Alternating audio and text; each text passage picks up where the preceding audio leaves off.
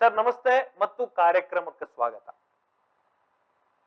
ಮೊದಲಿಗೆ ಈ ಪಠ್ಯದ ಚೀಟಿಯ ವಿಷಯ ವಸ್ತುಗೆ ಸಂಬಂಧಪಟ್ಟಂತೆ ತಮ್ಗೆ ಈಗ ಆಲ್ರೆಡಿ ಗೊತ್ತಿದೆ ವಿಷಯ ವಸ್ತು. ಹಾಗಾಗಿ ನೇರ ಪ್ರಶ್ನೆಗೆ ಬಂದ್ಬಿಡ್ತೀನಿ. ನಿಮ್ಮ ಮೊದಲ ಪ್ರತಿಕ್ರಿಯೆ ಏನು? ಲಿಂಗಾಯತ ಅಂದ್ರೆ ಅದಕ್ಕೆ ಮೂರು ಮುಖ್ಯವಾದಂತ ಅಂಶಗಳಿದಾವೆ. ಮೊದಲನೇದಾಗಿ ಬಸವಣ್ಣನವರು ಧರ್ಮಗುರು. ಎರಡನೇದಾಗಿ ವಚನ ಸಾಹಿತ್ಯವೇ ಧರ್ಮ ಗ್ರಂಥ. ಮೂರನೇದಾಗಿ ಲಿಂಗಾಚಾರ ಅಂದ್ರೆ ಇಷ್ಟು ಲಿಂಗ ಮಾತ್ರ ಪೂಜಾ ಸಾಧನೆ. ಈ ಮೂರನ್ನ ಒಪ್ಕೊಂಡು ಯಾರು ಒಪ್ಕೋತಾರಲ್ಲ ಅವರು ಲಿಂಗವಂತರು. ಕೆಲವೊಂದ್ಸಲ ಏನಾಗ್ತದೆ, ಈ ಓಲ್ಡ್ ಮೈಸೂರಿನಲ್ಲಿ ವೀರಶೈವ ಅಂತಾರೆ, ಇನ್ನೊಂದ್ ಕಡೆ ವೀರಶೈವ ಅಂತಾರೆ, ವೀರಶೈವ ಲಿಂಗಾಯತ ಅಂತಾರೆ. ಈ ಶಬ್ದಗಳಿಗಿಂತಲೇ ನಾವು ಏನೇನ್ ನಂಬಿದ್ದೇವೆ ಅನ್ನೋದ್ರ ಮೇಲೆ ನಿಂತಿರ್ತದೆ. ಯಾರು ಬಸವಣ್ಣವ್ರನ್ನ ಧರ್ಮಗುರು ಅಂತಾರೋ, ಯಾರು ವಚನ ಸಾಹಿತ್ಯವನ್ನ ಧರ್ಮ ಗ್ರಂಥ ಅಂತ ಭಾವಿಸ್ತಾರೋ, ಯಾರು ಇಷ್ಟಲಿಂಗ ಮಾತ್ರ ಪೂಜಾ ಸಾಧನ ಅಂತ ತಿಳ್ಕೊತಾರೋ ಅವರು ಲಿಂಗಾಯತರು. ಇನ್ನು ಇದು ಅನೇಕ ಗೊಂದಲಗಳಿದಾವೆ.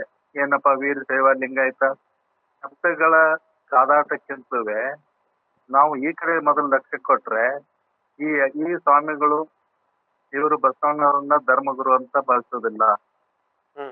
15ನೇ ಶತಮಾನದಲ್ಲಿರುವ ಹುಟ್ಟಿದಂತ ಸಿದ್ಧಾಂತ ಶಿಖಾಮಣಿಯನ್ನೇ ಅವರು ಧರ್ಮ ಗ್ರಂಥ ಅಂತಾರೆ. ಪಂಚಾಚಾರ್ಯ ಧರ್ಮಗುರುಗಳಂತಾರೆ. ಹೀಗೆ ನನ್ನ ವಾದ ಏನಂದ್ರೆ ವೀರಶೈವ ಅನ್ನೋದು ಒಂದು ಸ್ವತಂತ್ರವಾದದ್ದೇ, ಲಿಂಗಾಯತ ಅನ್ನೋದು ಒಂದು ಸ್ವತಂತ್ರವಾದದ್ದೇ. ಆದ್ದರಿಂದ ನಾವು ಯಾಕೆ ಈ ತರ ಯೋಚನೆ ಮಾಡಬಾರ್ದು?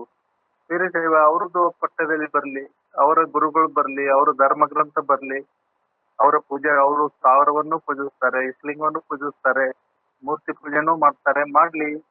ಆದ್ದರಿಂದ ನನ್ನ ವಾದ ಏನಂದ್ರೆ ವೀರಶೈವ ಮತ್ತು ಲಿಂಗಾಯತ ಇವು ಎರಡೂ ಸ್ವತಂತ್ರ ಧರ್ಮಗಳೇ. ನನ್ನ ವಿಚಾರ.